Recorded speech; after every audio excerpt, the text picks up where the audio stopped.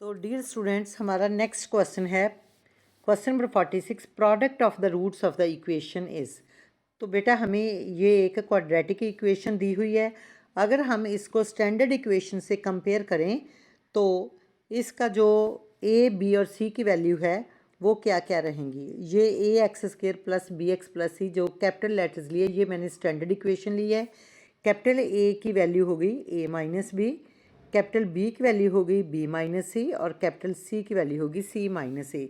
और हमें पता है कि प्रोडक्ट ऑफ रूट्स होता है सी ओवर ए के इक्वल। तो हमारा राइट आंसर कैसे आएगा, सी माइनस ए ओवर ए की वैल्यू है ए माइनस बी। तो हमारी जो राइट ऑप्शन आ रही है वो क्या है, C minus A over A minus B, number 3। हमारा नेक्स्ट क्वेश्चन है the sum of first 10 terms of an AP. AP हमें दी हुई है, इसकी पहली 10 टर्म्स का हमने सम फाइंड करना है। तो हम एपी का फार्मूला लगाएंगे। सबसे पहले हम फाइंड करेंगे डी। डी होता है common difference, A2 minus A1, -2 + 5 कर दिया तो डी की वैल्यू होगी 3। तो अब हम एस एन का फार्मूला लगाएंगे n/2 × 2a + n-1 × d। n हमारे पास नंबर ऑफ टर्म्स जो है वो 10 है। S10 कैसे फाइंड होगा, 10/2 × 2 × -5 + 10-1 × 3। तो हम इसको कैलकुलेट कर लेंगे, 5 हो गया, माइनस का 10 हो गया, प्लस हो गया 9 3 27। तो हमारा आंसर इसमें क्या आ रहा है, 17 × 5 हमारा आंसर आ रहा है 85। तो हमारी राइट ऑप्शन है नंबर 1। नेक्स्ट क्वेश्चन है the zeros of the quadratic polynomial are. हमें बेटा जो क्वाड्रेटिक पॉलिनोमियल दिया गया है इसकी हमें बताना है जो दोनों जीरोज होंगी वो उनके साइन क्या होंगे। तो सबसे पहले हमने पॉलिनोमियल को ध्यान से देखना है। जब हम इस पॉलिनोमियल को ध्यान से देखते हैं तो क्या देखते हैं कि इस पॉलिनोमियल में कोई भी माइनस का साइन नहीं है। ये देखो ये भी प्लस का है, ये वाला देखो ये भी प्लस का है। जब ये दोनों साइन प्लस के हैं, जब हम इसके फैक्टर्स बनाएंगे जो हमारी दोनों ब्रैकेट्स आएंगी ऐसे करके, ये दोनों ब्रैकेट्स में जो बीच साइन आएगा वो ऐसे प्लस का आएगा। जब ये साइन प्लस का आएगा, ज़ीरो से फाइंड करेंगे तो उनको हम इक्वल टू ज़ीरो लेंगे तो आंसर दोनों ही नेगेटिव होंगे, क्योंकि दूसरी तरफ राइट साइड पे जब जाएगा नंबर तो साइन चेंज कर जाएगा, प्लस वाला माइनस हो जाएगा। तो हमारा सीधा सा आंसर है नंबर 2। हमारा नेक्स्ट क्वेश्चन है, इसमें हमें 2 लीनियर इक्वेशंस दी हुई हैं। तो हमें ये बताना है कि ये इनका जो ग्राफ है वो कौन सा है। तो इसको चेक करने के लिए सबसे पहले हमें फाइंड करना होगा A1/A2 कितना है, B1/B2 कितना है। उसी के अकॉर्डिंगली हम ये ढूंढ पाएंगे कि इन चारों में से ये ग्राफ कौन सा है। तो सबसे पहले हम चेक करते हैं कि A1/A2 की कितनी वैल्यू है। A1/A2 कैसे बनाएंगे, x का कॉफिशेंट 2 ले लेना है, इधर 1 ले लेना है। तो A1/2 की वैल्यू आ रही है 2/1। B1/B2 की वैल्यू ऐसी बनानी है, y का कॉफिशेंट है 1 और इधर y का कॉफिशेंट है -2। तो हम क्या देखते हैं कि A1/A2 is not equal to B1/B2। इसका क्या मतलब है कि ये दोनों लाइंस जो हैं वो इंटरसेक्टिंग लाइंस है, पैरेलल नहीं है, कोइंसिडेंट नहीं है। तो हमारा जो आंसर बन रहा है इसमें इंटरसेक्टिंग लाइंस बन रही हैं। लेकिन उसके बाद हमें ये ढूंढना है कि इनका पॉइंट ऑफ इंटरसेक्शन कौन सा है, 1,3 है या 3,1 है। जब हमने ये देख लिया कि ये इंटरसेक्टिंग है तो इसमें नंबर 1 और नंबर 2 ये तो पहले ही रिजेक्ट हो गई।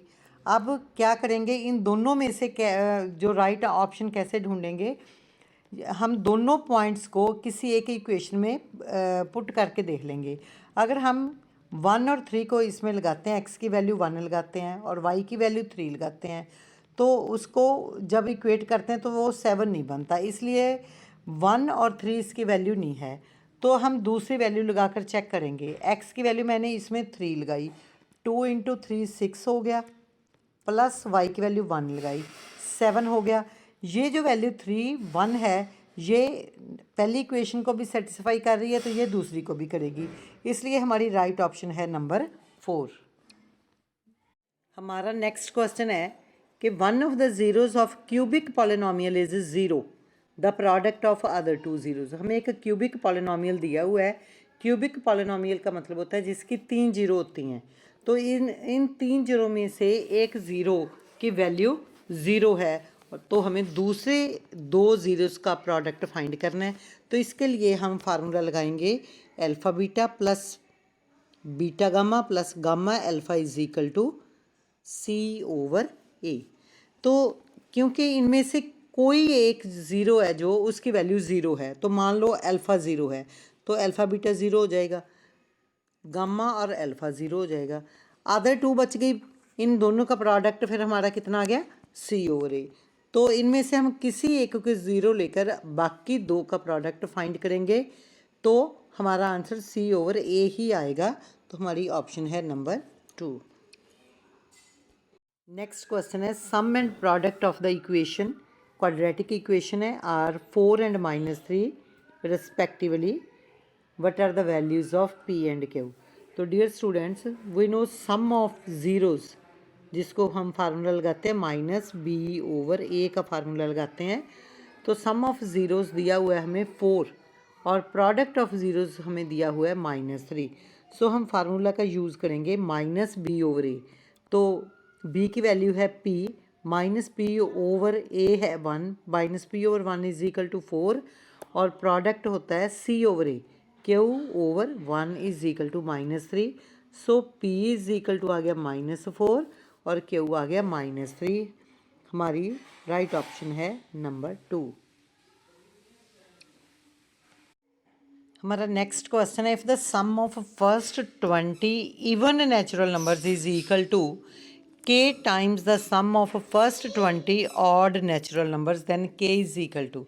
तो डियर स्टूडेंट्स, इसमें हमने SN का फार्मूला लगाना है। हमें N की value according to question even natural numbers में भी 20 है और ऑड में भी 20 है। तो एक ही डिफरेंस है, डिफरेंस का है जो फर्स्ट टर्म है इवन नेचुरल नंबर में 2 होगी और ऑड नेचुरल नंबर में 1 होगी, बाकी सारा सेम रहेगा। तो अकॉर्डिंग टू क्वेश्चन हमारा क्या बन रहा है 20/2, ये हमने लगाया n/2 into 2a plus n-1 into D, ये फार्मूला लगाया है। 20/2 हो गया, 2a हमारा 2 था प्लस 19 into D is equal to K times K से मल्टीप्लाई कर दिया, दूसरी तरफ भी 20 टर्म्स है, 20/2 हो गया इंटू 2a हमारा फर्स्ट नंबर जो है वो है 1 प्लस 19 इंटू 2। तो हमने क्या देखा 20/2 दोनों तरफ से कैंसिल हो गया। अब हम इनको ऐड कर लेंगे, 4 + 38 हो गया 42 is equal to K into हमारे पास आ गया 3 + 38, 2 + 38 40 हो गया। तो K हमारे पास आ गया 42/40 यानी कि 21/20। तो हमारी जो राइट ऑप्शन आ रही है वो है नंबर 4।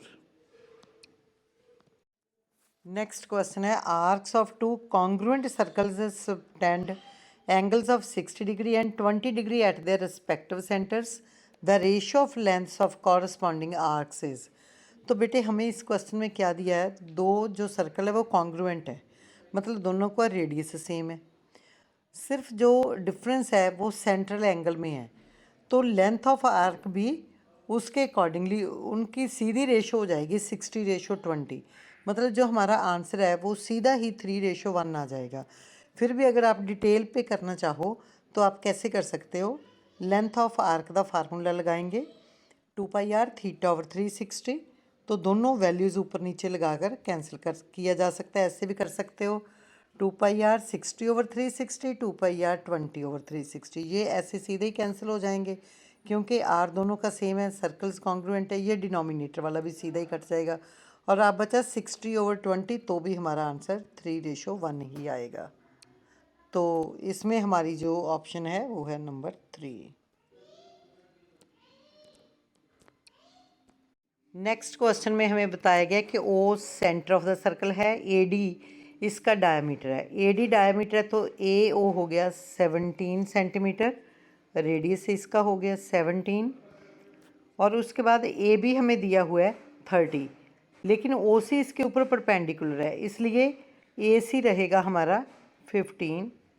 रीज़न क्या है? Perpendicular from centre to chord bisects the chord. तो अब हम OC को पाइथागोरस लगाकर ढूंढ सकते हैं।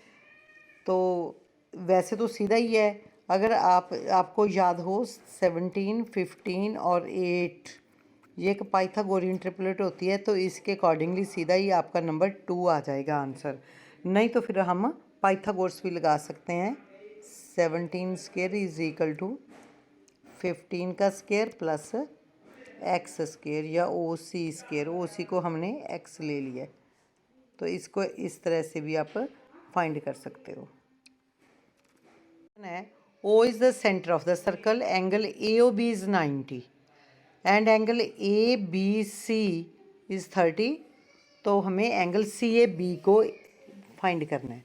तो हम सबसे पहले क्या देखते हैं कि एंगल AOB हमें 90 डिग्री दिया हुआ है, तो इस एंगल को बनाने वाली जो आर्क है वो है आर्क AB। यही आर्क जो AB आर्क है यही एंगल C बना रही है, तो ये होगा 45 डिग्री। रीज़न क्या है कि angle made by an arc at the centre is double than the angle made by it on the remaining part of the circle. तो ये रिमेनिंग पार्ट पे बना हुआ एंगल है, ये 45 हो गया। अब हम ट्राइंगल ले लेंगे CAB, इसका दूसरा एंगल हमें 30 दिया हुआ है, तो अब हम क्या करेंगे, ये ट्राइंगल लेकर इसका हम तीसरा एंगल फाइंड कर लेंगे। इसका एक एंगल 45 है, दूसरा 30 है, तो तीसरा ये वाला एंगल हम ASB से फाइंड कर लेंगे। 45 प्लस 30 हो गया 75, तो ये रह गया 105, तो हमारी ऑप्शन है नंबर 2। हमारा नेक्स्ट क्वेश्चन है AB and CD are towers of height H1 and H2 respectively, O is the mid point of AC, AB and CD subtend 30 degree and 60 degree at O, और हमें find करना है H1 ratio H2। तो सबसे पहले हम क्या करेंगे, AO और OC दोनों बराबर हैं, इसलिए हम क्या करेंगे, इन दोनों को 1 1 ले लेंगे। तो H1/1 बन रहा है tan 30 डिग्री। tan 30 डिग्री की वैल्यू होती है 1/√3। ऐसे ही हम H2/1, तो हमारा फार्मूला लग रहा है perpendicular over base equal to tan 60। tan 60 की जो वैल्यू होती है वो होती है √3। H1 और H2 हमारे पास दोनों वैल्यूज़ आ गई हैं। अब हमने क्या करना है, इनकी रेशो फाइंड करनी है H1/H2 की। तो अब हम H1/H2 की रेशो कैसे फाइंड करेंगे, दोनों वैल्यूज़ को सब्सटीट्यूट कर देंगे और सॉल्व कर लेंगे। H1/H2 इज इक्वल टू 1/√3/√3, तो ये बन गया 1/3। आंसर इज़ 1:3, तो हमारी ऑप्शन है नंबर 4। हमारा जो नेक्स्ट क्वेश्चन है, हमें इसकी वैल्यू को फाइंड करना है। तो जैसे ही हम क्वेश्चन को देखते हैं तो हमें ये पता चलता है कि ब्रैकेट में जो लिखा हुआ है वो एक AP है। AP की फर्स्ट टर्म है 1 और इसका कॉमन डिफरेंस है 1। 2 - 1 इज इक्वल टू 1। तो हमने इसको कैसे सॉल्व करना है, बिल्कुल सिंपल सा काम करना है, इसकी वैल्यू को हम लगा देंगे। तो 3n एज इट इज़ लिख लिया, -2 और n को भी हमने एज इट इज़ लिख लिया। लेकिन जो ये ब्रैकेट में लिखा हुआ है ये एक AP है, इसका फार्मूला लगा दिया, sum of n natural numbers n into n+1/2, ये हो गया। तो अब हम इनको कैंसिल कर देंगे, तो ब्रैकेट को हम ओपन कर देंगे, तो हमारे पास आ रहा है 3n - n - 1, तो हमारा आंसर है 2n - 1, option number 3। The roots of the equation are, हमें एक इक्वेशन दी गई है, हमें इसके रूट्स पता करने हैं। तो सबसे सिंपल काम हम क्या करेंगे, सबसे पहले हम देखेंगे कि इनका सम कितना है। -b/a जो है वो होना चाहिए हमारा 2, और प्रोडक्ट ऑफ रूट्स होता है c/a, तो -35/1, तो प्रोडक्ट जो है वो होना चाहिए माइनस का 35 और सम होना चाहिए 2। तो हम इनमें से ऐड करके और मल्टीप्लाई करके चेक कर लेंगे। 35 तो नंबर 1 का बन रहा है, नंबर 2 का बन रहा है, नंबर 3 और 4 का सम जो है वो 35 प्लस के बन रहे हैं। ये तो पहले ही रिजेक्ट हो गई। अब हमने देखना है कि नंबर 1 और 2 दोनों का जो प्रोडक्ट है वो तो माइनस का 35 बन रहा है, लेकिन जो सम है दोनों को ऐड करके देखेंगे, जिनका सम 2 हुआ वो ही हमारा आंसर होगा। -5 और 7 को ऐड करते हैं तो 2 आता है, और 7 और -5 को ऐड करते हैं तो भी 2 आता है। तो इसका मतलब 1 और 2 दोनों ऑप्शन इसके सेम हैं, इन दोनों में कोई भी डिफरेंस नहीं है। तो 1 भी राइट है और 2 भी राइट है। नेक्स्ट है हमें सम ऑफ रूट्स फाइंड करना है। तो बिल्कुल सिंपल काम है। सम ऑफ रूट्स का फार्मूला होता है -b/a।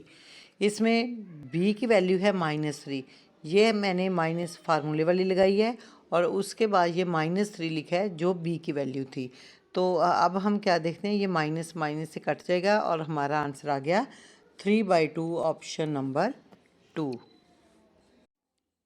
लास्ट क्वेश्चन है, if the quadratic equation has equal roots then value of k। जब भी रूट्स इक्वल होते हैं क्वाड्रेटिक इक्वेशन के तो डिस्क्रिमिनेंट इक्वल टू 0 होता है। डिस्क्रिमिनेंट को हम कैसे फाइंड करते हैं, b² - 4ac is equal to 0। तो b की यहाँ वैल्यू है -2, -2 को प्लेस कर देंगे, -2 का स्क्वायर हो गया -4, a हो गया यहाँ x² का कोफिशिएंट जो 1 है, 1 हो गया। c की वैल्यू यहाँ पे है k, -4 × 1 × k is equal to 0। तो इसका स्क्वायर किया मैंने 4 इज इक्वल टू, ये मैंने शिफ्ट कर दिया राइट साइड पे 4k। तो ऐसे k की वैल्यू जो आ रही है दैट इज इक्वल टू 1। हमारी राइट ऑप्शन है number 4। Dear students, I hope आपको ये सभी क्वेश्चंस अच्छी तरह समझ आ गए होंगे। Please like, share and subscribe my channel Suresh टा Gupta. Thank you. Have a nice day.